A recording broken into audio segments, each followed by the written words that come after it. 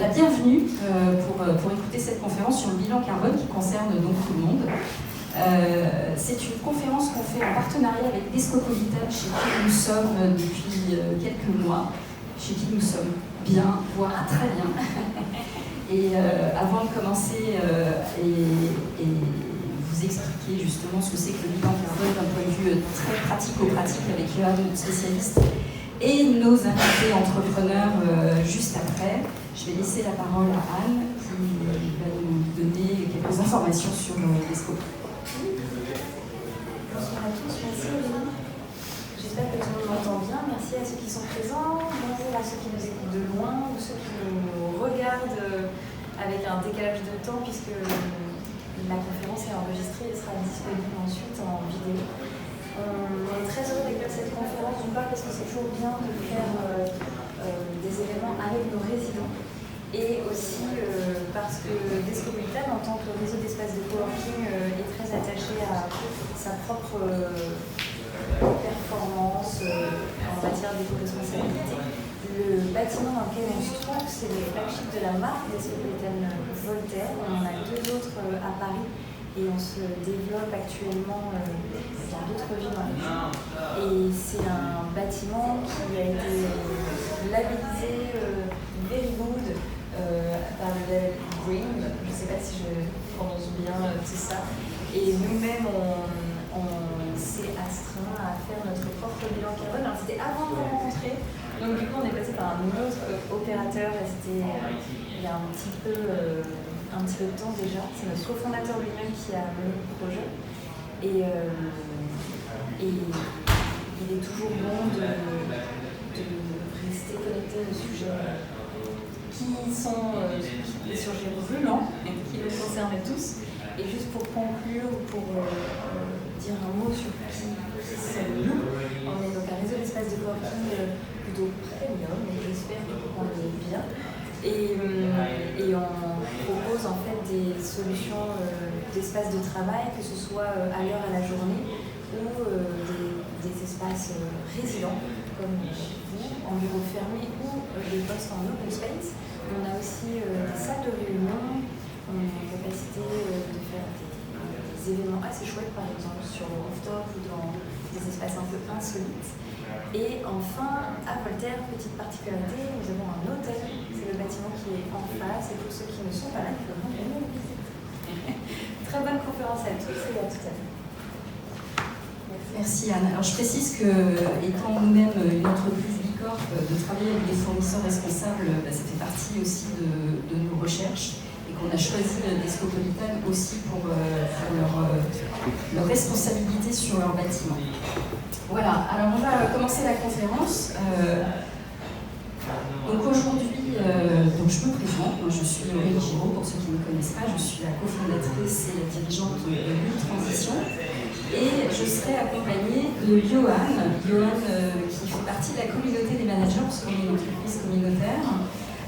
Et qui a cette spécificité d'avoir un long parcours dans l'industrie, mais tu parleras de toi bien mieux que je vais le faire, et qui a notamment une expertise dans le bilan carbone, puisque pour faire du bilan carbone, il faut être expert, et tu as donc passé cette expertise et tu es certifié.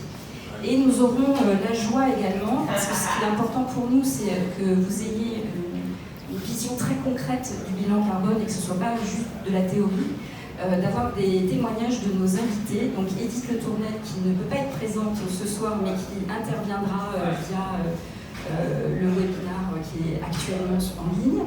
Thierry Maillet, qui est le CEO d'Oshot. Christine Buffière-Delair, qui interviendra pour Paris Fashion Shop. Et Joël Perret, qui est donc directeur général de l'UE et mon associé, puisque nous sommes actuellement en plein bilan carbone avec Johan, et on fera part aussi de notre façon, de notre expérience en tant que dirigeant.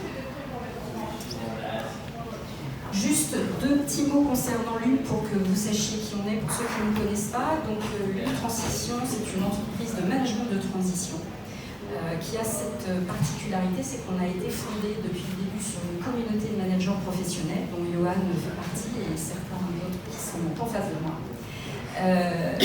La particularité de l'UE, c'est qu'on a pris depuis quelques années un vrai volant concernant la RSE et on est devenu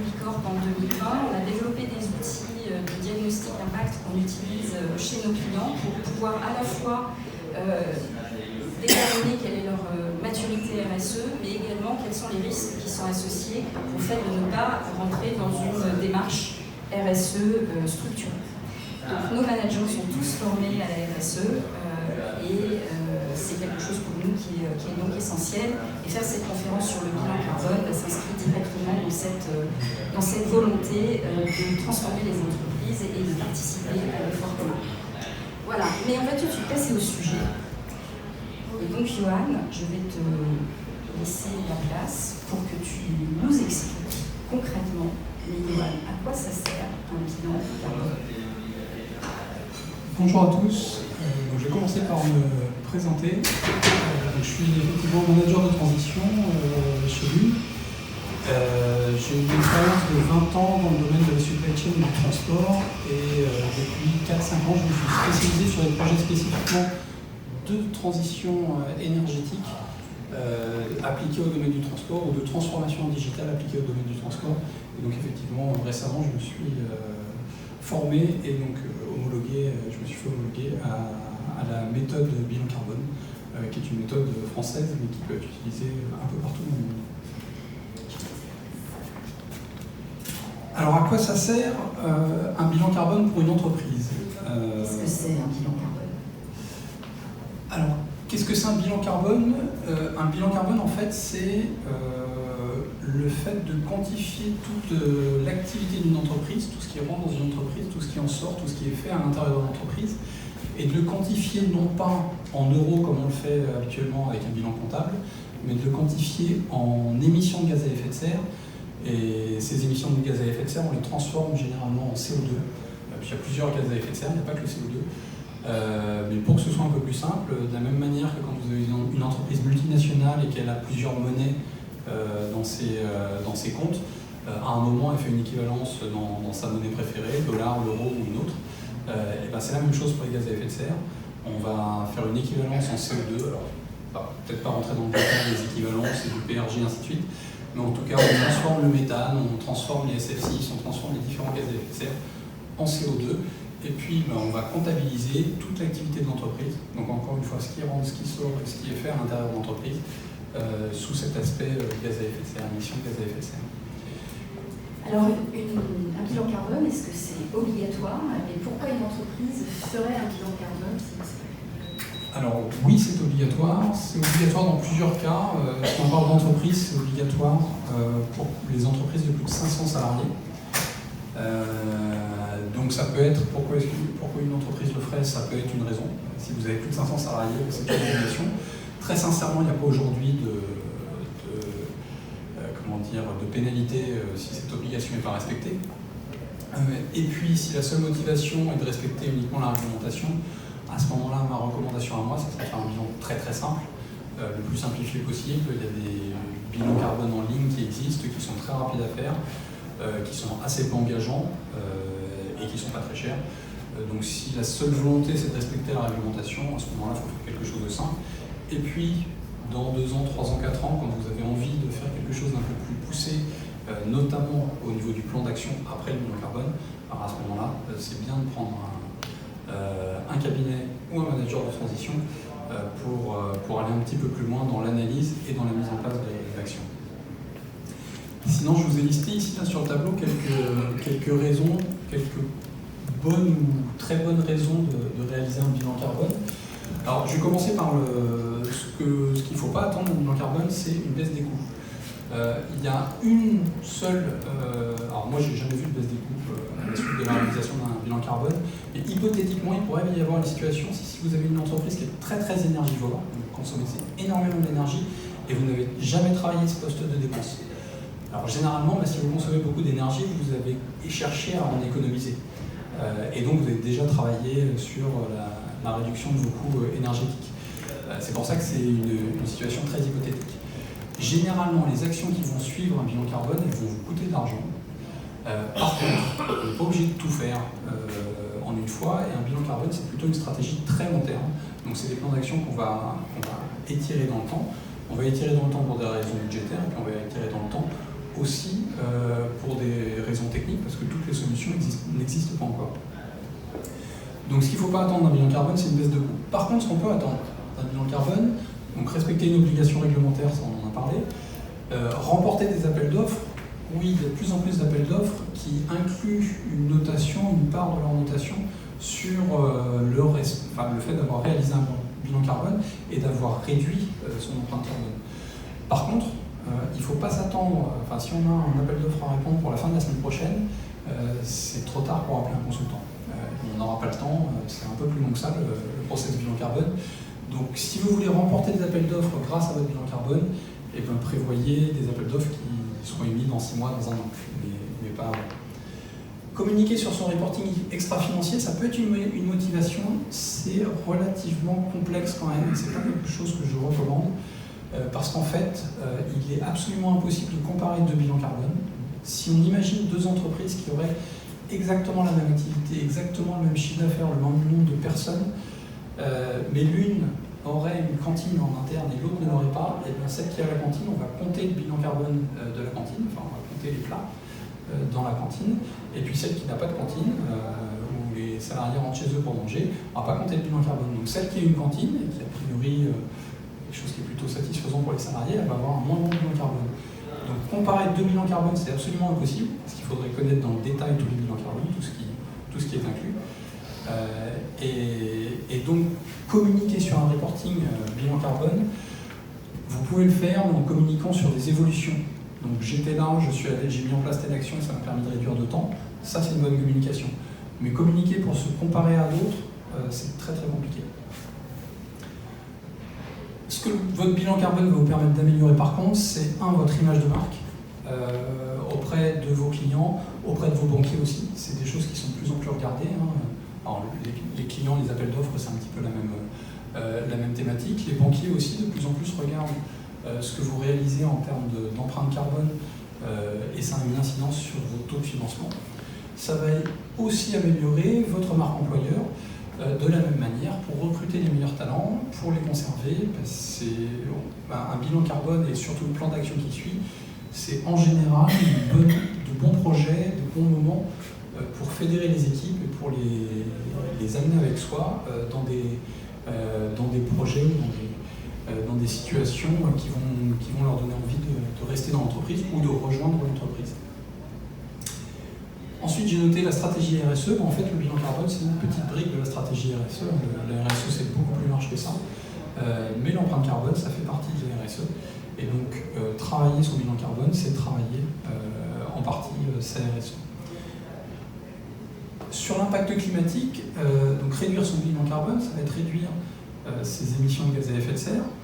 Et donc, ça va permettre de réduire l'impact climatique, de réduire l'augmentation des températures au niveau mondial.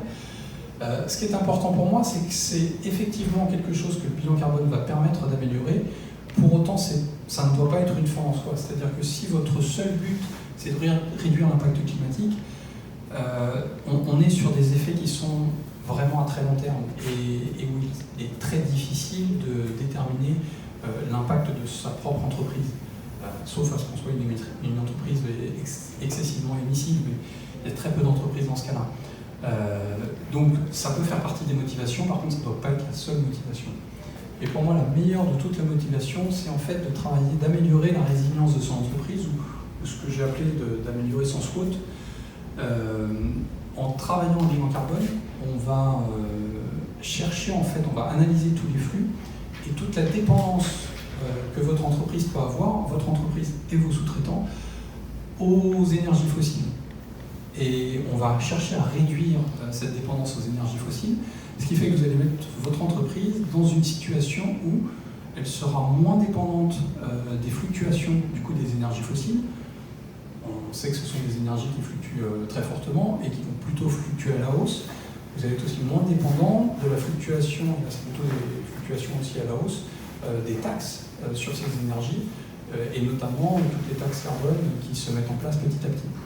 Donc, travailler son bilan carbone, ça permet d'améliorer la résilience de l'entreprise parce qu'en fait, on la prépare au monde de demain et donc aux augmentations de coûts de demain. Et on va réduire en fait son risque face à ces augmentations de coûts. Et alors pour réaliser, on en a parlé un petit peu tout à l'heure sur la question du coût, Combien ça coûte de faire un bilan carbone? Alors c'est très très variable. C'est un petit peu comme si on demandait combien ça coûte une voiture. Il y a tout, il y a des Twingo, il y a des Ferrari. Un bilan carbone, si je dois donner un ordre de grandeur pour une entreprise de service monosite, le coût est de l'ordre de 10 000 euros. Pour une entreprise industrielle monosite, ça sera à peu près 15 000 euros. Là. À peu près, parce que ça dépend aussi de votre activité, ainsi de suite. À partir du moment où l'entreprise est multisite, ça va être un petit peu plus cher parce qu'il va y avoir plusieurs sites à analyser et puis peut-être des flux entre les sites. Parfois, dans des entreprises industrielles, il y a des flux logistiques d'une usine à une autre et puis les flux peuvent revenir aussi. Et tout ça, ça fait des analyses complémentaires et puis surtout, ça fait des plans d'action plus compliqués. Par contre, en ce moment, il y a un accompagnement de la BPI, alors qui n'est pas basé sur l'activité, qui n'est pas basé sur le nombre de sites, qui est basé sur le nombre de salariés. Et vous pouvez payer aujourd'hui le reste à charge en fait, d'une entreprise va être de 4 000 ou 6 000 euros. Et le delta en fait, est pris en charge par la BPI intégralement. Donc c'est très intéressant et très incitatif pour les entreprises pour réaliser un bilan carbone aujourd'hui. Alors il y a des conditions de maximum de nombre de salariés là, que je n'ai plus en tête, mais donc un bilan carbone aujourd'hui, en ce moment, ça coûte 4 000 ou 6 000 euros en fonction du nombre de salariés. Alors c'est bien parce qu'on pourra justement parler avec une de nos invitées qui a suivi ce parcours. Alors pour faire un bilan carbone, du coup, ça prend combien de temps? Ça mobilise les équipes de quelle manière? Est-ce que ça prend beaucoup de temps? Alors ça prend, la durée va aussi dépendre de la taille de l'entreprise à analyser, parce que forcément, si c'est un groupe multinational et puis si c'est une PME, la durée ne va pas être la même. J'ai essayé de mettre là sur une timeline des durées approximatives. Les différentes étapes, en tout cas, seront toujours les mêmes, quelle que soit la taille de l'entreprise. On commence toujours par une étape de sensibilisation. On va essayer de sensibiliser le plus de monde possible dans l'entreprise, parce que c'est important, on va faire travailler ensuite les équipes sur le bilan carbone, c'est pas le consultant qui fait tout seul. Et donc c'est important de leur expliquer pourquoi on les fait travailler là-dessus, et ce que ça va donner, et quel niveau d'implication aussi on va leur demander, comme dans tout projet aussi. Alors ça, on l'a fait chez lui. Il y a une session de sensibilisation, alors qui peut être une seule session si on est dans une petite entreprise où on peut réunir tout le monde d'un coup. On peut faire plusieurs sessions, ça peut prendre jusqu'à 1 mois s'il y a vraiment beaucoup de sessions à réaliser. Ensuite, là, le consultant va se mettre avec le chef de projet pour bien comprendre l'activité de l'entreprise, parce qu'il ne la connaît pas forcément, cette activité. Il faut bien comprendre, comme je vous disais tout à l'heure, tout ce qui rentre dans l'entreprise, tout ce qui en sort et tout ce qui est fait en interne. Alors ça aussi, ça va être fluctuant en fonction du niveau d'activité, mais c'est une question de semaine, ça va mobiliser une personne, généralement le chef de projet. Si on est vraiment sur une très grosse entreprise, on va peut-être avoir un chef de projet par division. Ensuite, on va définir le périmètre. Donc maintenant qu'on a bien compris l'activité de l'entreprise, on va choisir où on s'arrête. Alors, il y a deux questions. Il y a le bilan GES réglementaire, celui dont on parlait au tout début, là, qui est la loi. Le périmètre est défini, il est très très restreint, donc il n'y a pas de question à se poser. Et si on est dans un bilan carbone volontaire, on peut découper, on peut mettre les pointillés où on veut. Et souvent, on va positionner les pointillés en se demandant qu'est-ce qui dépend de mon entreprise et de quoi mon entreprise dépend. Alors, ce qui dépend de mon entreprise, c'est toutes les décisions que je prends. Si par exemple je suis un industriel et que j'ai des transporteurs qui transportent mes produits pour aller les livrer chez mes clients, les camions ne sont pas à moi, mais pour autant c'est moi qui décide si je veux les livrer par camion ou par avion ou par bateau, et puis si je veux que ces camions ils soient électriques ou s'ils sont diesel. Ça dépend de moi. Et de quoi mon entreprise dépend, si je reprends le même exemple, ce flux, mon entreprise elle en dépend. Si je fabrique des choses et que je ne les livre pas, mon entreprise elle ne peut pas continuer. Et donc c'est souvent comme ça qu'on va déterminer les pointillés, de quoi mon entreprise dépend et de quoi... et qu'est-ce qui dépend de mon entreprise. Alors ça, c'est une réunion en général avec la direction, il n'y a pas besoin, c'est pas très très long, sauf à ce qu'il y ait vraiment des cas très compliqués, mais en général on s'en sort assez rapidement. L'étape suivante, c'est l'analyse de l'activité. Donc on a défini l'activité dans l'étape 2, dans l'étape 4, là on va analyser vraiment point par point. Si mon entreprise elle fabrique des choses avec de l'acier, combien de tonnes d'acier j'ai rentré, puis d'aluminium et de cuivre, et ainsi de suite. Donc tout ce qui rentre dans l'entreprise. Donc on va tout analyser, on va demander On va faire ce qu'on appelle la collecte de données. Et puis ensuite, alors ça c'est chaque équipe généralement qui va être mobilisée. C'est une période qui se compte en semaines, voire en mois si l'entreprise est très grosse, mais en général en quelques semaines.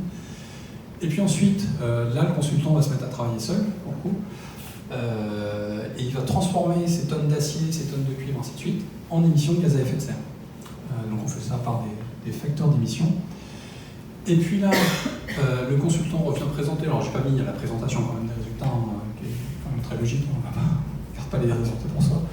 Et ensuite, une fois qu'on a les résultats, on va travailler sur un plan d'action, donc ça on va en voir quelques-uns. On va travailler sur un plan d'action et ça on va le faire avec les équipes parce qu'encore une fois le consultant il ne peut pas faire tout seul.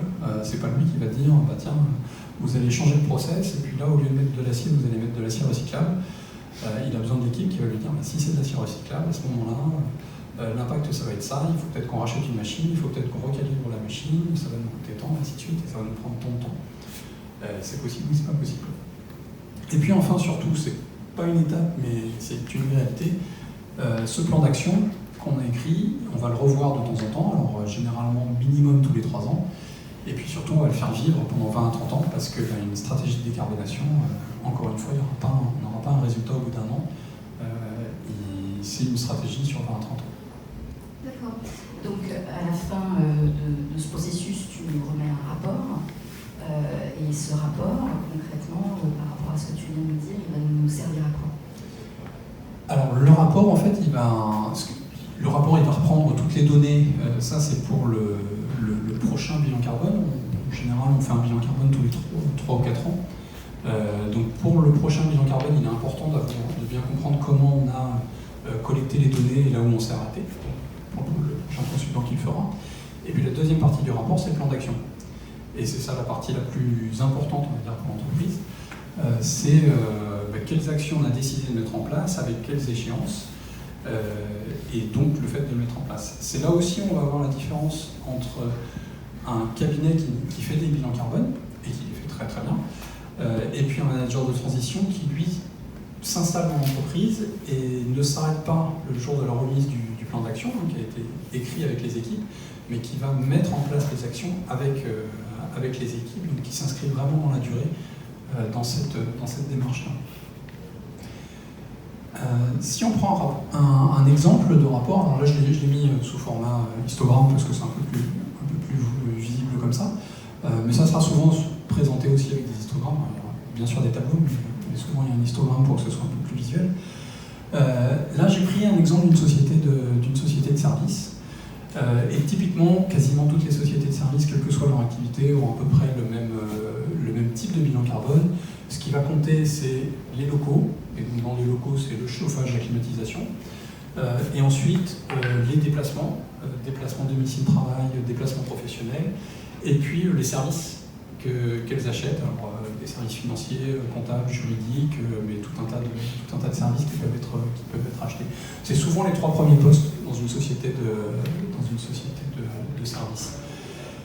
Et donc, qu'est-ce qu'on va pouvoir faire comme action une fois qu'on a vu ça ?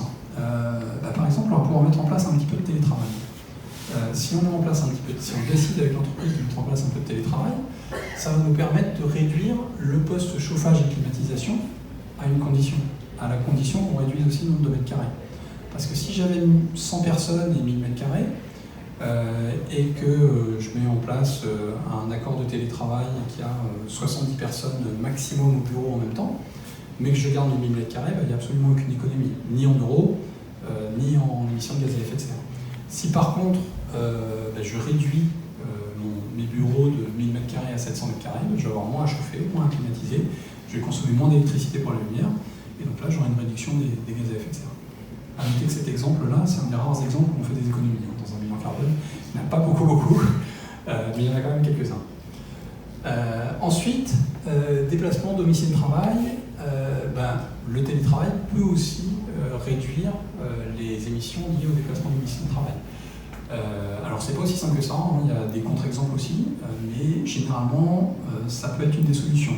Sur les déplacements professionnels, on peut retravailler la travel policy d'entreprise.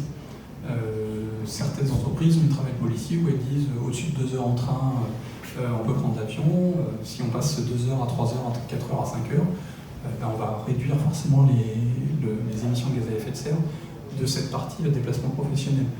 On peut revoir, par exemple, la politique de voiture de fonction. S'il y a des trajets domicile-travail ou des déplacements pro qui sont faits avec des véhicules de l'entreprise. Donc il y a tout un tas d'actions qu'on va pouvoir trouver.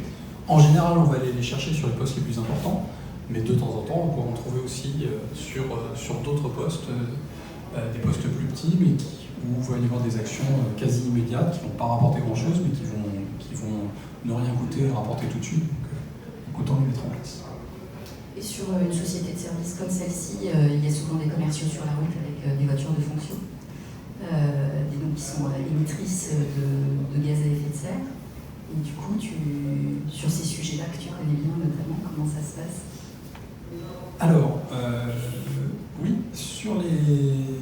Pardon, j'avance un petit peu dans les slides. Ah bah non. Il doit me manquer un slide en fait. Mais c'est pas grave, on va le faire de tête. Ce qu'on peut faire sur une flotte de véhicules de fonction, en fait, ça va se passer en 3 étapes. La première étape, c'est de regarder l'historique de l'activité. On va s'intéresser à ce que les véhicules de l'entreprise réalisent au quotidien. Alors c'est une étape obligatoire, mais ce n'est pas l'étape la plus importante, parce qu'on ne peut pas considérer non plus que l'utilisation de demain, ça sera l'utilisation d'hier. En l'occurrence, si on se pose aujourd'hui, combien est-ce qu'on avait de salariés qui venaient par exemple en trottinette électrique il y a 4 ans ou 5 ans dans les entreprises? À peu près 0. Et aujourd'hui, il y en a, notamment si on a Paris. Avec habitant à Laval, il y en a un petit peu moins. Mais on a quand même des trottinettes électriques dans les rues de Laval maintenant. Donc aujourd'hui, il y en a combien est-ce qu'il y a de gens qui venaient en voiture électrique il y a 4 ans, 5 ans? Il y en avait quasiment pas aussi. Aujourd'hui, il y en a. Donc les données historiques, c'est quelque chose d'important, il faut le savoir. Alors, on va regarder les données, alors pas le kilométrage annuel, mais les kilométrages par jour, les écarts types. On va vraiment faire une analyse de données assez fine pour trouver les gens qui sont éligibles à l'utilisation, par exemple, d'une voiture électrique. Ça, c'est la première étape. La deuxième étape ensuite, c'est on va chercher les solutions. C'est là où le manager de transition, par exemple, va vous accompagner. Il va trouver les solutions. Alors, il y a les solutions techniques. Quelle voiture est-ce qu'elle doit être électrique? Est-ce que ça doit être, si on est sur une flotte d'utilitaires, par exemple, pour des techniciens ou des commerciaux qui transportent des produits? On peut avoir des véhicules biogaz aussi. Donc, quelles sont les solutions techniques qui sont adaptées? Et puis, quelles sont les solutions organisationnelles? Parce que dans ce cas-là, c'est pas j'avais une voiture diesel, je la remplace par une voiture électrique et tout marche bien. Il peut y avoir des solutions d'organisation, donc la multimodalité, donc c'est le fait de combiner plusieurs modes de transport. Il y a des gens, par exemple, notamment dans des grandes villes comme Paris, qui sont plus très intéressés par avoir une voiture, notamment une voiture tous les jours qu'il faut garer, mais qui sont plus intéressés par avoir des solutions de transport en commun, ou trottinette électrique, ou un vélo de fonction, par exemple, et puis qui, une fois de temps en temps, sont intéressés par le fait d'avoir une voiture. Mais 3 semaines au mois d'août, et puis 1 semaine au mois de décembre, par exemple. Donc ça, c'est des choses qu'on peut mettre en place, ça c'est de la multimodalité. On peut mettre en place aussi des solutions, on appelle ça mobility as a service en fait, ces solutions-là. Et dans ces solutions-là, on va retrouver aussi ce qu'on appelle le forfait mobilité durable qui a été créé il y a assez peu de temps par le gouvernement, qui est une possibilité de rembourser des frais sans être taxé, des frais de mobilité aux salariés. On va pouvoir mettre aussi en place un plan de mobilité employeur qui va permettre de travailler sur la mobilité des salariés et de réduire en même temps les coûts et en même temps les émissions de gaz à effet de serre de leur déplacement. Et puis, j'en oublie ma 3e étape. Donc on a dit l'historique, les solutions. Oui. J'ai une question. Dans quelle mesure vous mesurez l'impact net de vos actions? Je prends un des exemples que vous avez donné qui est le télétravail, pour réduire la facture de chauffage, parce que je passe de 1000 m² à 700 m², ou ce soit. Est-ce que ça ne déplace pas le problème? Parce que du coup, il y a autant d'appartements qui doivent être chauffés par des gens qui travaillent chez eux. Et comment vous mesurez ça? Alors, la question c'était justement de savoir si on ne déplace pas les problèmes de gaz à effet de serre d'une comptabilité à une autre, en fait. Exactement. Par exemple, sur les locaux, si les gens ne chauffent plus les bureaux, mais qu'ils chauffent chez eux, est-ce qu'on ne déplace pas de problème? Alors, c'est une très bonne question, parce qu'effectivement, de temps en temps, il peut y avoir alors, soit des co-bénéfices dans certains projets, ou l'inverse d'un co-bénéfice. Bon, je suis désolé, je ne connais pas le mot de l'inverse du co-bénéfice, en tout cas un co-coût, on va dire, et effectivement, c'est un des points dans le télétravail. Alors, on va pouvoir l'estimer, ça sera très compliqué. Alors, déjà, quelque chose que je n'ai pas dit, un bilan carbone, ce ne sont que des estimations, hein, parce que des émissions de gaz à effet de serre, il n'y a pas de sonde un peu partout sur les photocopieuses et les voitures de fonction et tout ce que l'entreprise utilise pour compter combien de gaz à effet de serre sort de la photocopieuse. Donc, c'est toujours des estimations qu'on réalise. Donc, on va pouvoir faire une estimation aussi de l'impact. Une estimation d'impact là sur l'augmentation de température, c'est vrai que les gens peuvent chez eux soit laisser la même température toute la journée quand ils ne sont pas là, ou alors certains vont baisser la température, auquel cas si on les fait travailler chez eux, ils ne vont plus baisser la température. On va pouvoir l'estimer. Pour autant, alors ça fait partie là de la question du périmètre, est-ce qu'on veut le prendre en compte ou pas? Ça l'entreprise va décider, parce que là on est véritablement dans le cadre d'un bilan volontaire, si on s'intéresse à ça. Donc l'entreprise va décider si elle le comptabilise ou pas. Si elle le comptabilise, on le fera par une estimation, on peut le faire par un sondage, c'est des choses qui existent dans les bilans carbone. On va sonder tous les salariés en leur demandant est-ce que ça a eu un impact sur la différence de température chez vous? Et puis les gens vont répondre oui, avant je chauffais moins, et puis maintenant je chauffe plus, et puis on va comptabiliser ça. Donc on va le faire par estimation. À condition. À la fin de bilan. On va pouvoir le mettre dans le bilan si c'est dans le périmètre, si l'entreprise a décidé de comptabiliser. Donc,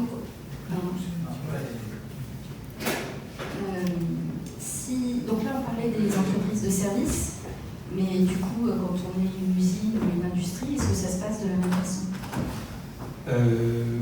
Oui, mais...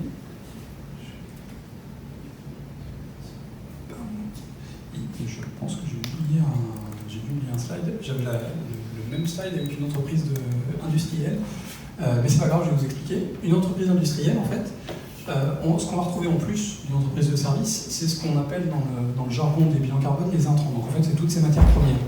Et souvent, là, pour le coup, les matières premières d'une entreprise industrielle, elles vont compter beaucoup plus en émissions de gaz à effet de serre que toutes les autres activités.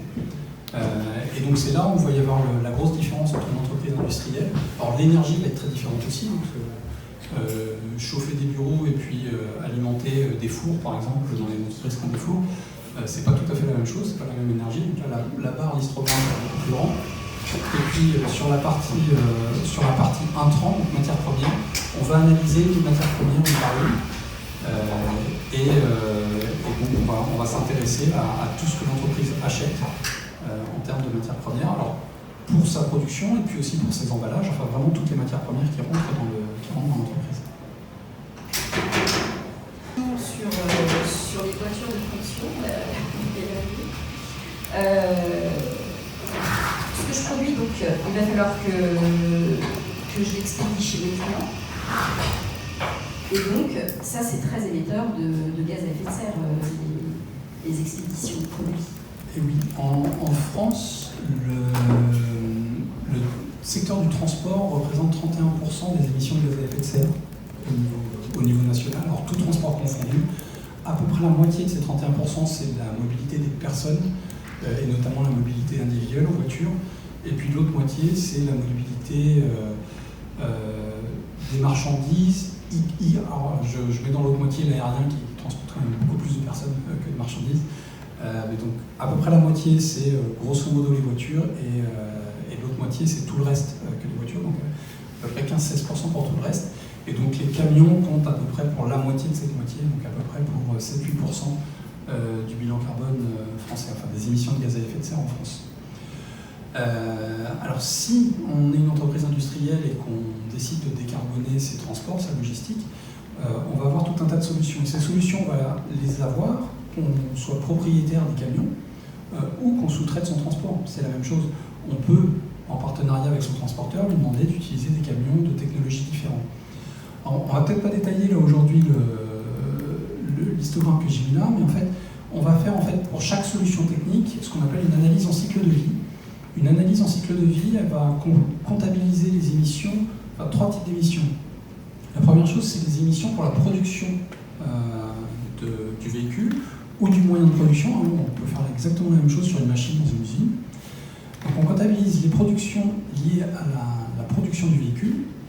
On comptabilise les émissions liées à la production de l'énergie qui va mouvoir le véhicule. Donc le fait d'extraire par exemple du pétrole de la terre, et de le transporter jusqu'en Europe et puis de le raffiner, ou le fait de fabriquer de l'électricité, c'est émetteur. Et puis on va comptabiliser les émissions liées à l'utilisation du véhicule. Donc là en l'occurrence, si c'est un véhicule électrique, il n'y a pas d'émissions d'utilisation, il y aura juste des émissions liées à la fabrication du véhicule et puis à la production d'électricité. Et puis on va comparer les différentes solutions en termes d'impact environnemental. Donc là, je vous ai comparé les différentes solutions pour le transport, donc pour les camions. Donc, pour un camion porteur 26 tonnes qui réalise 100 000 km et qui consomme 32 litres au 100, il va émettre à l'année 115 tonnes de CO2.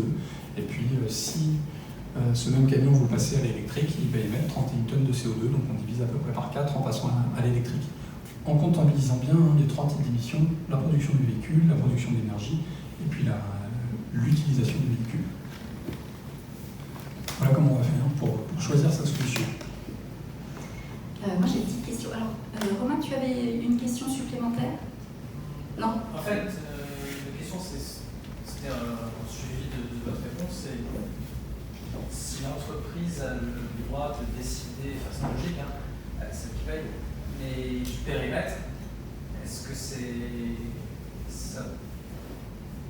on met pas un peu en cause justement la valeur de ces bilans carbone, parce que dans l'exemple que vous avez décrit, s'il y a un déplacement du problème et ils disent ça je ne compte pas, là, du coup, comme vous dites, c'est jamais les mêmes, mais pour le coup, en plus, même leur valeur est peut-être relative dans cet exemple. Oui, c'est toute la difficulté du bilan carbone, c'est qu'effectivement, la grosse partie, on appelle ça les scopes, scope 1, scope 2, scope 3. Scope 1, c'est donc tout ce qui se fait en interne dans mon entreprise. Scope 2, c'est toute l'énergie que j'achète. Et scope 1, scope 2, ça, c'est le bilan réglementaire. Donc ça, c'est bien défini. Et c'est le minimum. Le scope 3, c'est tout le reste. C'est tous mes sous-traitants, tout ce que j'utilise, mais que je ne réalise pas moi-même. Et souvent, le scope 3, c'est 80% du bilan complet d'une entreprise. Et ce scope 3, c'est là, effectivement, où on va mettre les pointillés. C'est là où on va dire, ça je le prends, ça je le prends pas.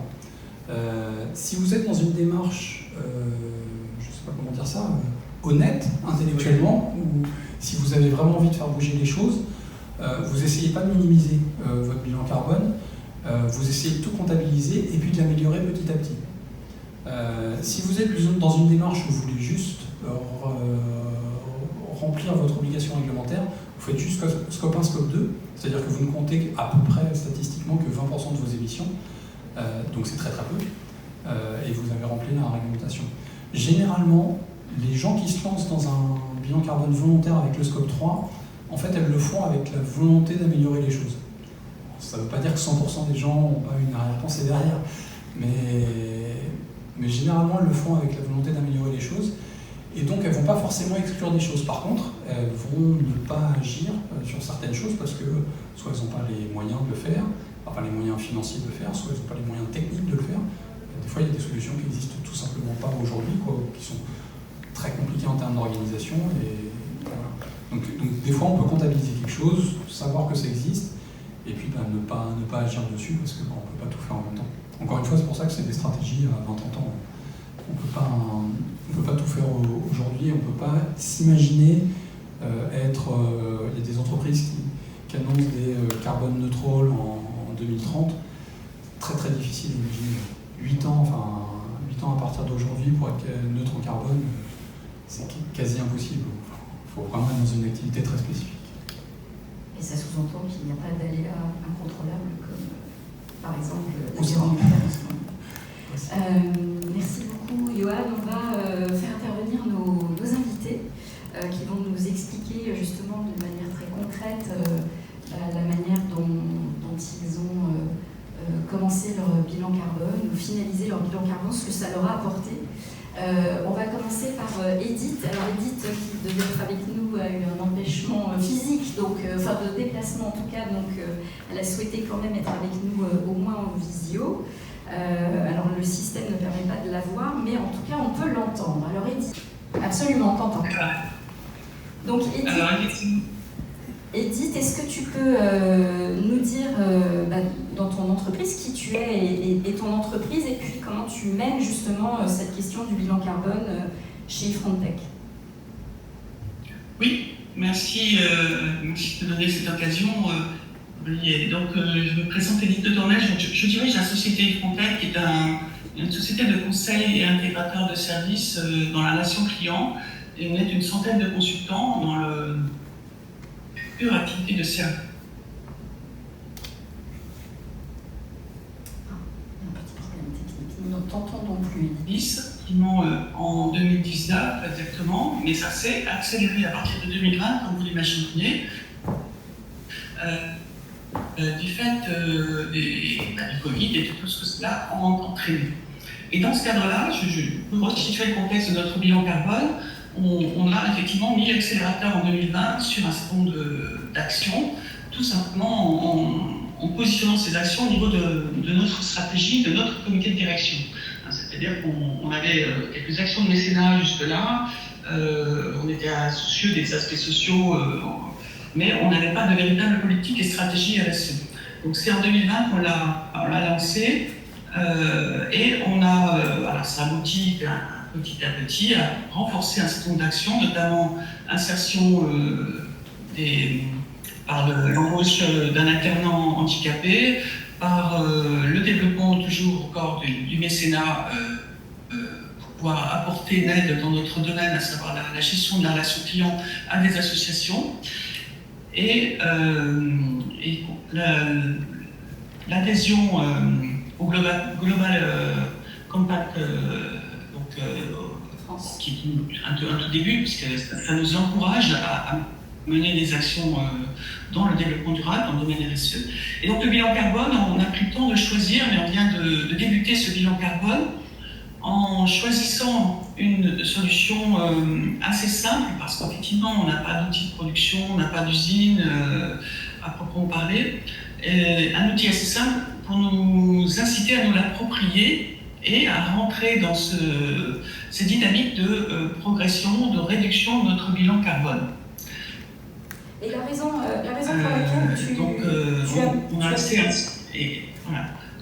Et dites, alors vous êtes combien de personnes chez Frontech? On est 100 personnes, 100 consultants. Et donc c'est une entreprise qui fait du service. Et du coup, pour quelle raison tu as souhaité mettre en place un bilan carbone dans ta société? Alors, c'est pour, encore une fois, compléter notre action. Et ça a pour nous un double intérêt, à la fois sensibiliser nos collaborateurs sur ces enjeux liés au bilan carbone. On avait déjà fait une première formation à leur égard sur les gaz à effet de serre, sur l'impact du carbone. On en a fait une deuxième sur la fresque du climat, là encore pour les sensibiliser à ces enjeux. Et l'intérêt du bilan carbone, c'est qu'il va nous conduire à aller beaucoup plus loin dans la démarche. Et l'objectif, c'est d'en dégager des actions concrètes qui vont être suivies dans le temps, dans la durée, et qu'on a pour certaines déjà engagées. Je pense en particulier à la réduction des mètres carrés. On a déménagé en janvier dernier. Par exemple, à l'allègement, perdurer davantage notre parc d'ordinateurs qui permet normalement d'allonger, de réduire l'impact carbone. Voilà, il y a encore d'autres actions qu'on a engagées, à savoir le télétravail, et bien sûr, comme beaucoup d'entreprises dans notre secteur et partout en France, et d'autres encore. Voilà, donc l'idée elle est double, c'est bien sûr pour les collaborateurs, mais aussi vis-à-vis de nos clients, puisqu'on est comme toute entreprise dans un environnement où le bilan carbone, en tout cas les enjeux RSE, prennent de plus en plus d'importance. Alors pour nous, c'est plutôt dans des contrats ou des référencements fournisseurs, en tant que fournisseur de nos clients, on est amené à remplir des enquêtes, en particulier, nous on est scoré par EcoVadis, et donc ça aidera effectivement là aussi à compléter notre photographie RSE et à l'améliorer, on espère, dans le temps. Et on veut en faire aussi un outil de communication vis-à-vis de nos clients, d'autant plus qu'on s'intéresse dans nos prestations au secteur de l'efficacité énergétique. C'est-à-dire qu'on cherche à développer ce secteur-là parmi nos clients et accompagner davantage ces clients comparativement à d'autres secteurs, ce qui effectivement va concourir d'une manière globale ou indirecte à améliorer notre bilan carbone. Et par rapport à cette démarche, Edith, est-ce que ça vous a pris, est-ce que ça vous prend, parce que tu es en cours de bilan actuellement, beaucoup de temps, et est-ce que tu as le sentiment que ça change un peu la perception de tes équipes? Est-ce qu'il se passe des choses qui étaient inattendues? Alors, l'évolution est assez progressive et je dirais assez longue vis-à-vis de nos équipes. Je pense que la fresque du climat a déjà été un déclencheur pour un certain nombre d'entre eux, et on a prévu d'ailleurs de reprogrammer les formations pour que tout salarié du Frontec ait forcément à un moment ou à un autre suivi cette formation de sensibilisation pour démarrer. Et ensuite, effectivement, pour ce qui concerne les résultats et le plan d'action du bilan carbone, nous n'avons pas encore communiqué puisqu'il est en cours, mais on compte bien effectivement tirer parti des enseignements et surtout des actions concrètes qu'on va s'efforcer de mettre en œuvre. On va en tirer parti pour communiquer et on va dire quelque sorte animer sous la forme d'un fil conducteur une communication autour de ces sujets dans la durée avec nos collaborateurs. Le cas échéant, ça pourra être aussi un élément qui sera certainement d'ailleurs inclus dans nos présentations commerciales, là aussi pour en faire un argument permettant de montrer à la fois modestement mais de manière déterminée la manière dont on cherche à nous aussi contribuer à notre échelle, notre petite échelle on va dire, à l'amélioration ou la diminution des gaz à effet de serre dans notre métier. Ok, merci beaucoup Edith pour ton témoignage. On va entendre également le témoignage de Thierry Maillet, qui est le CEO de Hookshot. Alors tu nous as apporté des supports qui présentent ce que vous faites, et le carbone chez vous est un vrai sujet que vous portez. Donc, je vais attendre la présentation, mais sinon, Hookshot, ça a 5-6 ans maintenant. Ça a été fondé par une ancienne agente photographe, Valérie Serrel. Et l'idée, si je puis dire, c'était vraiment de travailler avec les collectivités locales. Donc la façon dont on aborde le bilan carbone, c'est pas tant le décompte à proprement parler des consommations, comme peut raconter Edith dans son bureau avec combien les gens en bureau travaillent. C'est vraiment de se dire que ce qui est très important, c'est la contribution des collectivités locales, et dans une profession qui est la photo et la vidéo où on voyageait énormément. Et bien aujourd'hui, plus personne voyage, puisque donc pour NC en l'occurrence, on a travaillé au Kenya et à Madagascar, dans les forêts kenyanes et malgaches, et surtout on a fait travailler des vidéastes et photographes kenyans et malgaches. Voilà. Donc c'est ce qui avait plu, je sais qu'on en a parlé, je t'en prie, c'est ce qui t'avait plu quand on en avait parlé, ouais. Parce que le bilan carbone, c'est pas simplement notre propre consommation, mais c'est bien aussi, je pense, d'avoir une vision un peu plus élargie en se posant la question, nous à Paris ou en France, on a une vision du bilan carbone, mais qui n'est pas obligatoirement la même, on va dire, à 5000 km à l'est ou au sud.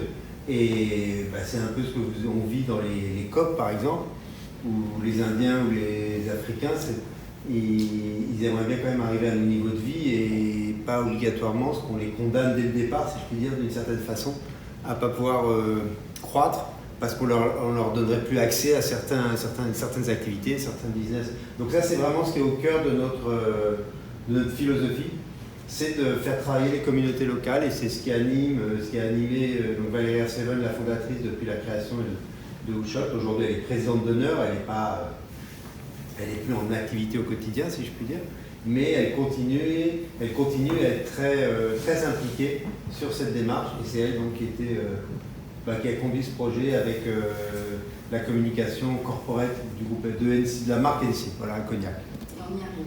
On y arrive. Merci beaucoup. In Cognac, in France, and around the world, Hennessy is committed to regenerating 50,000 hectares of forests by 2030. That commitment has a name: Forest Destination. Because forests are essential to our lives, they account for 80% of the world's biodiversity. They preserve the climate through carbon capture, soils through regeneration, water through retention and recharge. Forests are a vital natural resource for every population all over the world. For Maison Hennessy, forests are indissociable from the eau de vie that mature and mellow in contact with wood. So we're doing everything in our power to protect them. In France, we are contributing alongside the National Forest Office to the regeneration of local forests. Around the world, in Kenya, South Africa, Madagascar, Nigeria, China, and the United States, we are working with our partner, Reforest Action, and local structures to restore and replant forests. Because forests are precious, and they're under threat from climate change and overexploitation. We are committed to restoring them so that we can pass them on to future generations in Cognac, in France, and around the world.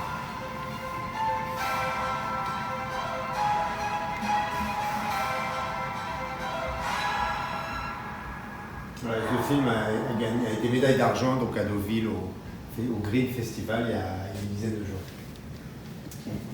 Voilà. Merci. C'est un très beau, C'est un beau travail. Ouais. Alors, je vais remettre la Merci en tout cas. présentation. Et ce qui est très intéressant ici, c'est que donc, vous avez entendu que la bande-son mentionnait le Kenya, mentionnait Madagascar, et toute la difficulté chez Hootshot, c'est la capacité à faire travailler ces gens sans vous-même. Nous, on ne se déplace pas. Donc on doit être capable de sélectionner les talents locaux. Alors on a 60 critères, on a 2 personnes quatre maintenant qui qualifient, ce qu'on appelle qualifier les talents locaux, pour que quand on les fait travailler sur un projet comme celui d'Annecy, ils ne se plantent pas. Parce que très honnêtement, on travaille souvent sans filet. Hein, on travaille sans filet. Voilà. Alors qui là? Non. Une présentation de Hootshot. Oui, rapide. Moi, ce que j'ai trouvé particulièrement intéressant, tu en as parlé un petit peu, et je trouvais ton témoignage sur le bilan carbone, pour le coup, précieux. C'est les effets induits de faire un bilan carbone qu'on n'attend pas forcément. Et quand on en a parlé, tu as dit, en fait, pour diminuer notre bilan carbone, on a décidé de faire travailler les locaux. Et en fait, vous avez diminué... Non, on a décidé de faire travailler les locaux, et l'impact, ça a eu de diminuer le bilan carbone. Voilà, exactement. Donc, le principe même d'Hootshot, c'est de faire travailler les communautés locales. Voilà, et donc, en fait, en ayant cette volonté en fait, d'améliorer les choses, on se rend compte que tout est lié. Quand on bouge quelque part et quand on souhaite améliorer quelque part, on a aussi un impact sur un autre environnement. Et là, clairement, il y a eu plusieurs sujets qui se sont retrouvés au cœur de cette problématique. Il y a le bilan carbone, il y a le fait d'être dans les collectivités locales, là où vous travaillez, faire travailler des gens qui étaient éloignés de ces possibilités de films, etc. Et donc, ça change la donne, quoi. Il faut bien comprendre que c'est une industrie qui jusqu'à présent était quand même, on va dire, alors premièrement l'industrie du luxe est la première donneur d'ordre de l'industrie de la photo et de la vidéo, ce qui fait que Paris est la capitale mondiale de l'industrie de la photo, un peu moins de la vidéo, et il y a 2 grandes villes qui sont Paris et New York, qui doivent peut-être à elles deux capter 40 ou 50% des très gros budgets. Et je pense qu'il y a Los Angeles et peut-être un peu maintenant Tokyo et Shanghai, mais on est sur des tout petits écosystèmes. Et c'est vrai que jusqu'à encore 5-7 ans, l'habitude, et vous avez sûrement des gens autour de vous qui en ont profité, c'était d'envoyer des crews de 5, 10, 15, 20 personnes au bout du monde, dans des conditions géniales. Et c'est vrai que pour ceux qui ont bénéficié, c'était super agréable, super sympa, et donc énormément. Et il y a toute une industrie, par exemple, dans la ville du Cap, à Cape Town, qui vit de la production d'images, on va dire, européenne, américano-européenne. Voilà. Globalement, il y a des studios, il y a des structures de retouche, il y a beaucoup de mannequins sur place à ce moment-là. Et bon, c'est organisé parce que c'est un pays qui présente, en termes de population, une diversité de population qui fait qu'on retrouve à peu près toutes les populations de l'hémisphère nord. Donc c'est très pratique d'aller tourner au Cap. Et comme c'est à climat inversé, si je puis dire, et c'est vrai que ça, maintenant, c'est interdit. Et donc on a travaillé au Cap, par exemple, nous, pour GSK, le laboratoire pharmaceutique. Et l'agence de pub parisienne, elle était comme toi, elle avait un retour écran. Et donc sur place, il y avait le photographe avec la mannequin. Et le directeur de la création à Paris pouvait commenter et dire valider, pas valider les photos, etc. En l'occurrence, c'était pour Saint-Olkiné. Mais voilà, ça c'est au cœur même de l'histoire du shot, c'est au cœur même de notre histoire, de faire travailler les communautés. Mais ce que je vais vous montrer, c'est que ce qu'on fait avec le Kenya, le Cap, c'est très sympathique. Mais on fait la même chose pour Bouygues Télécom dans toute la France, en Ariège, à Bordeaux, à Brest et en Savoie. Hein.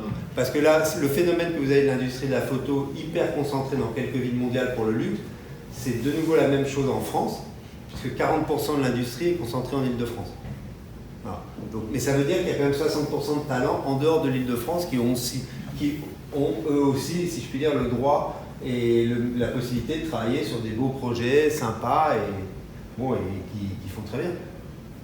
Voilà. Merci, c'est un beau témoignage et je trouve que ça donne un éclairage vraiment différent de juste la comptabilité du carbone. Et alors justement... Tu veux montrer les slides ou c'est pas la peine? Alors les slides, je les ai passés. Ah, tu les as passés? Oui. Pardon, je voulais juste en montrer une ou deux. Alors je peux les passer. Ouais. Montrer comment on faisait le bilan carbone. Et donc oui, et on produit pour nos clients, pour des bilans carbone, parce qu'effectivement le transport c'est essentiellement, c'est la cause numéro 1 si je puis dire de la consommation sur les shootings. Et donc on est capable, on a mis au point avec une consultante agréée à Nîmes un outil de bilan carbone, de mise à disposition à nos clients de bilan carbone sur les shootings et surtout avec déplacement, et c'est l'intérêt étant qu'on est capable de produire avec et sans déplacement. Et voilà, c'est là où est la grande différence. Et nous, on s'est rendu compte que le bilan carbone, donc là rapidement, voilà, on est un créateur de contenu international, on a un outil qui s'appelle le Search qui nous permet de rechercher les talents de manière automatisée, c'est-à-dire que vous versez la photo que vous aimez bien, et nous on vous trouve le type de talent qui sait faire cette écriture. Parce qu'on parle en termes d'un photographe, on parle d'écriture. Le WooCoin, c'est des systèmes de facturation où en fait on essaye de faciliter la vie de nos clients, donc ils n'achètent plus au coup par coup des shootings, mais ils achètent des packs, on appelle des packs crédits, donc des coins, ce qui permet de fluidifier. On a développé une véritable expertise en interne parce que on travaille pour les grandes maisons du luxe et du corporate, beaucoup de maisons LVMH, on a un accord mondial maintenant avec LVMH, un accord cadre mondial avec LVMH, on a un studio de création en interne. Et puis on a développé une approche holistique de la production de contenu qu'on appelle l'omnivisibilité, c'est-à-dire qu'on s'est rendu compte que depuis une dizaine d'années, le portable avait pris une place incroyable dans la production. Donc nous, l'appareil photo traditionnel, c'est ce qu'on appelle le BGC, Brand Generated Content, mais qui a eu 3 formes de production d'images qui ont émergé. Je ne crois pas qu'on montre le schéma là aussi. Alors rapidement, voilà, là... C'est celui-là? Non, voilà, là c'est le modèle du bilan carbone, ça, comment on fait. Donc ça, si tu veux, ensuite, voilà. Alors voilà, ça c'est l'exemple, une émission de carbone de tournage pour une marque de champagne de luxe, du groupe LVMH, voilà. Et vous voyez tout de suite où se situe l'impact le plus conséquent, si je puis dire, en termes de bilan carbone. Sachant que là il est en kilos, c'est important de noter, parce que souvent il est en tonnes.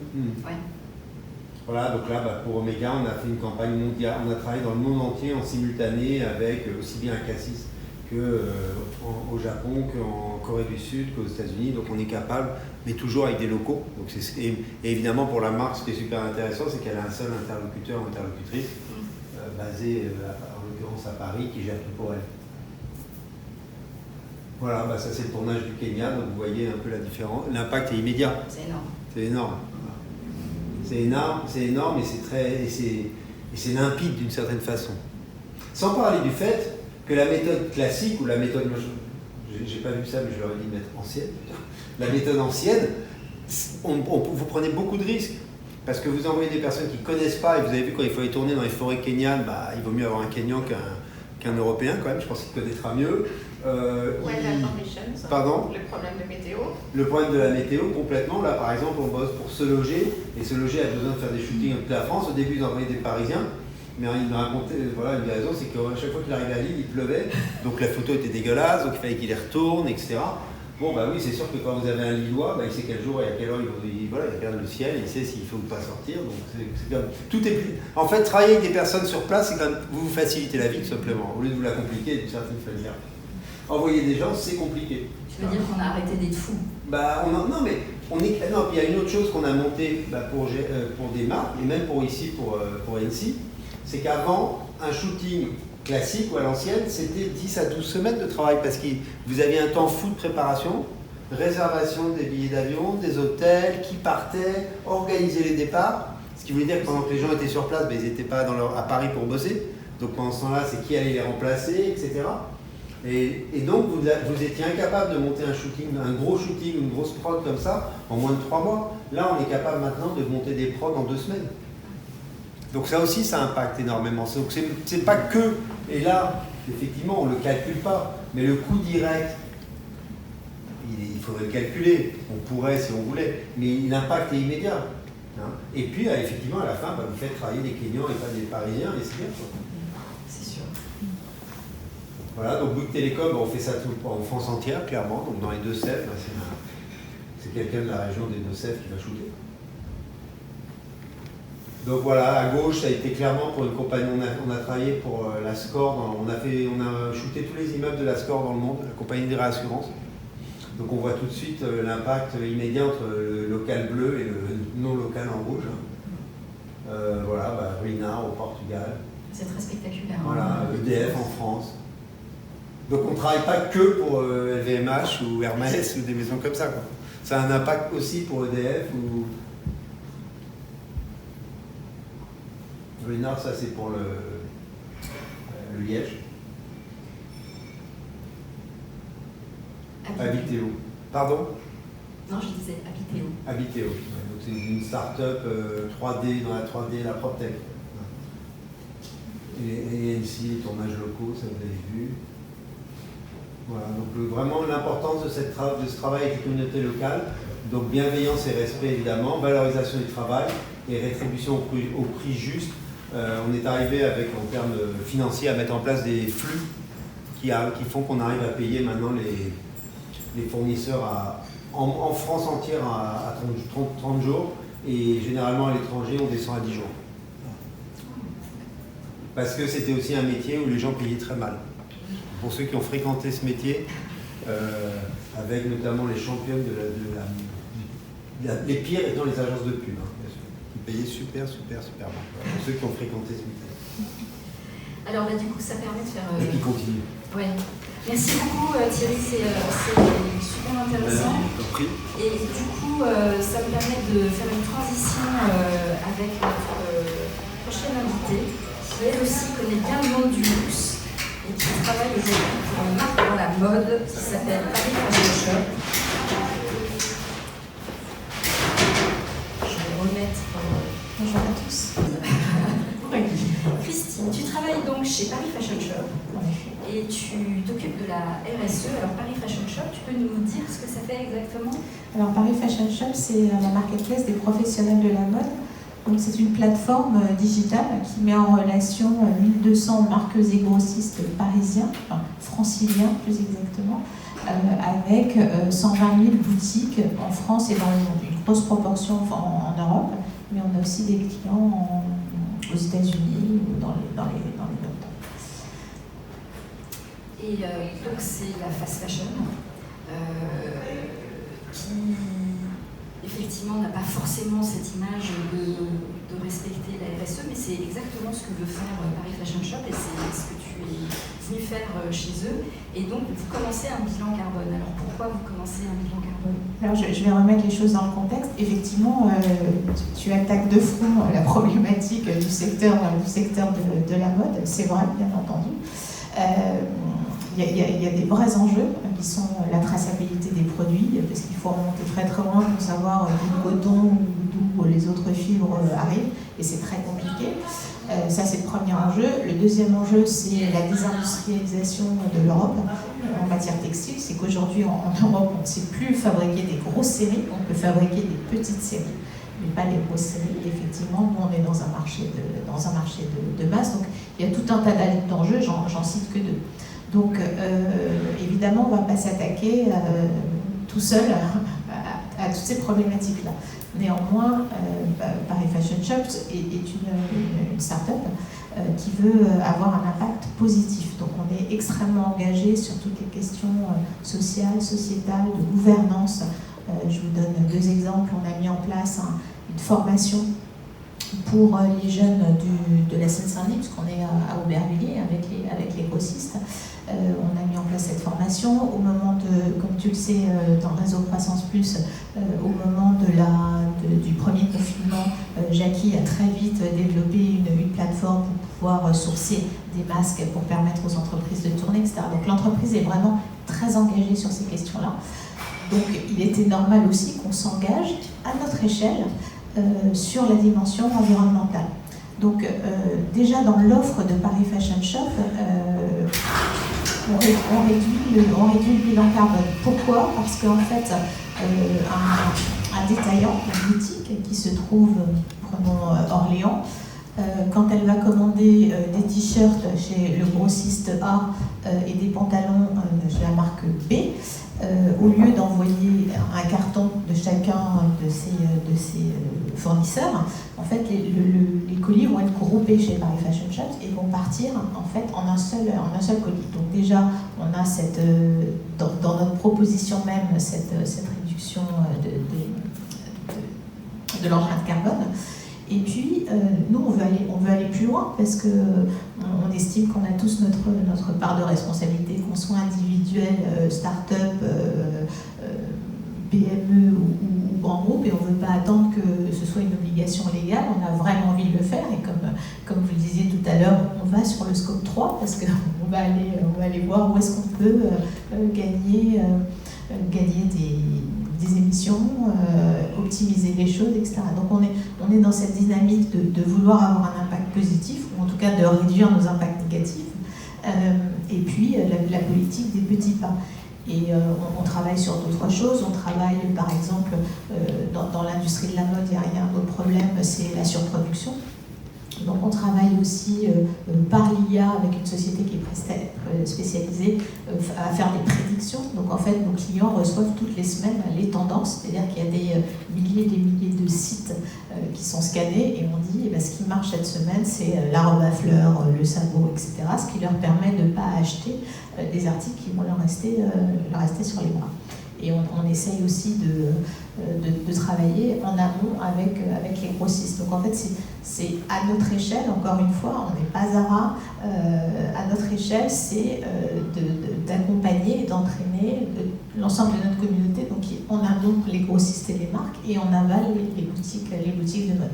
Il y a un autre secteur, enfin un autre sujet sur lequel on va commencer à se pencher très sérieusement, c'est les emballages aussi, puisque aujourd'hui, chaque t-shirt est emballé dans son sachet individuel, donc voir qu'est-ce qu'on peut mettre en place, et encore une fois, comment est-ce qu'on peut diffuser toutes ces recherches qu'on va faire auprès de la communauté. Et alors, du coup, vous avez fait une démarche auprès de la BPI. Exactement. Est-ce que tu peux nous raconter comment ça s'est passé pour être pris en charge par le BPI? Alors, assez simplement, Jackie Chan, qui est le CEO de Paris Fashion Shop, est accéléré par la BPI. Donc, en fait, les choses sont un peu plus rapides, peut-être moins creuser, mais un peu plus rapide que ce que vous mettiez tout à l'heure sur votre planning. Donc on a eu un premier rendez-vous avec la BPI. La BPI a désigné un consultant avec lequel on a eu un premier entretien pour bien briefer que c'était recadré. Donc par exemple, nous, il a bien fallu expliquer quel était notre métier, expliquer qu'on ne fabriquait rien, qu'on ne stockait rien et qu'on était juste une marketplace. Et puis, ça y est, c'est parti. On commence à réunir toutes les informations. Et ensuite, il y a un système assez simple, d'après ce que j'ai compris, d'équivalence en fait, qui vont être calculées. Et donc avec une prise en charge financière d'une partie... Par l'ADEME. Par l'ADEME. Exactement. Merci beaucoup. Je vous en prie. Est-ce que vous avez des questions pour nos invités avant qu'on passe à notre dernier témoignage, qui est le nôtre de témoignage, puisque nous-mêmes nous faisons notre bilan carbone, donc on s'est dit, nous aussi on peut témoigner de comment ça se passe dans une entreprise de service comme la nôtre. Donc Joël, comment ça se passe le bilan carbone chez nous? Ça se passe plutôt bien parce qu'on a la chance d'être accompagné par Johan, naturellement. J'ai envie de dire que la RSE, chez nous, ça fait quand même quelques années qu'on réfléchit beaucoup au sujet. On a eu une grande réflexion, on est une entreprise, Aurélie l'a dit tout à l'heure, collaborative, ce qui fait qu'on a travaillé beaucoup avec des managers en co-construction par rapport au sujet. Ça nous a amené à dérouler toute une démarche jusqu'à un jour décider d'être une Bicorp, donc de suivre le processus de certification de Bicorp. On est certifié Bicorp depuis le mois de novembre 2022.